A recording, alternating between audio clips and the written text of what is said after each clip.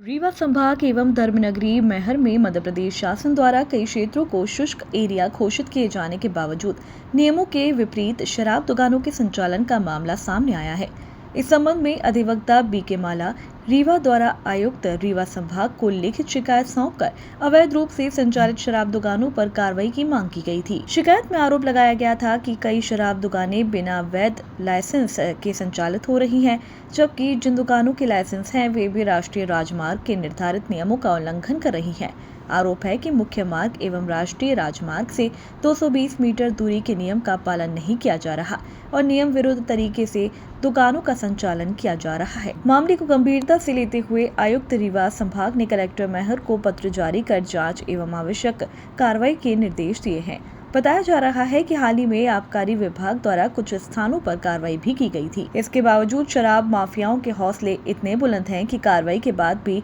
झरियारी क्षेत्र में मुख्य मार्ग बाईपास पर पुनः अवैध शराब दुकान संचालित किए जाने की शिकायत सामने आई है। स्थानीय लोगों का कहना है कि खुलेआम शराब बिक्री से क्षेत्र का माहौल खराब हो रहा है और शासन के आदेशों की अवहेलना की जा रही है। अब देखना यह होगा कि प्रशासन अवैध शराब कारोबार पर स्थायी रोक लगाने के लिए कितनी सख्त कार्रवाई करता है। देखिए, समूचे रीवा संभाग में अवैधानिक तरीके से शराब माफियों के द्वारा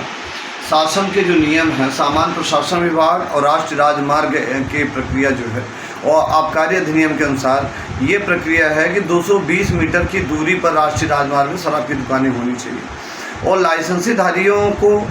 ही चिन्हांकित किया गया कि 220 मीटर की दूरी में आप शराब बिक्री कर सकते हैं। परंतु समूचे मैहर क्षेत्र में जहाँ देवनगरी है, माँ शारदा की तपोभूमि है, माँ शारदा की नगरी है, उस नगरी में मध्य प्रदेश शासन के द्वारा एक आदेश पारित किया गया जो शुष्क क्षेत्र है। उसके बावजूद भी अवैधानिक तरीके से वहाँ एक भाटिया ग्रुप है, उनके द्वारा शराब माफियों के द्वारा समूचे मैहर में, अमरपाटन में अवैधानिक तरीके से दुकान बिना लाइसेंसी दुकान संचालित कर रहे हैं और मैहर में तपोभूमि में भी संचालित कर रहे हैं जहाँ शुष्क क्षेत्र है। दूसरी बात, अभी झरियारी एक क्षेत्र जहाँ आबकारी एक हफ्ते पहले आबकारी अधिकारियों ने एक संयुक्त दल बनाकर कार्रवाई की थी। वहाँ पर कार्रवाई करने के बाद पुनः उसके दूसरे दिन ही वहाँ एक दिन के बाद दूसरे दिन वहाँ पर पुनः संचालित कर दी, जिसकी वीडियो भी है।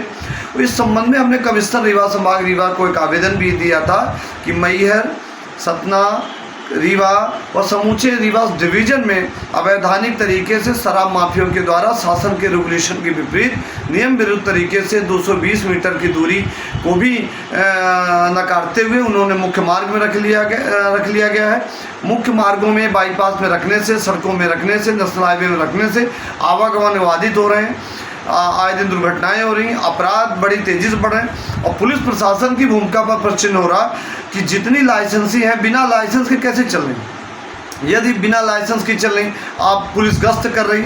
लगातार पुलिस की गश्त हो रही बाईपास में या राष्ट्रीय राजमार्गों में या राज्य मार्गों में, तो आपको पता है कि कौन सी शराब की दुकान वैध है, कौन सी अवैध है, तो उनके पर आप कार्रवाई क्यों नहीं कर रहे हैं। यानी समूचे रीवा संभाग में अवैधानिक तरीके से ये संचालन हो रहा है। ये शासन के जो नियम हैं, माननीय उच्च न्यायालय के भी स्पष्ट निर्देश हैं कि राष्ट्रीय राजमार्गों में ऐसा नहीं होना चाहिए, परंतु आपने उसका उदाहरण देख रहे हैं कि झरियारी पर अभी अवैधानिक तरीके से कार्रवाई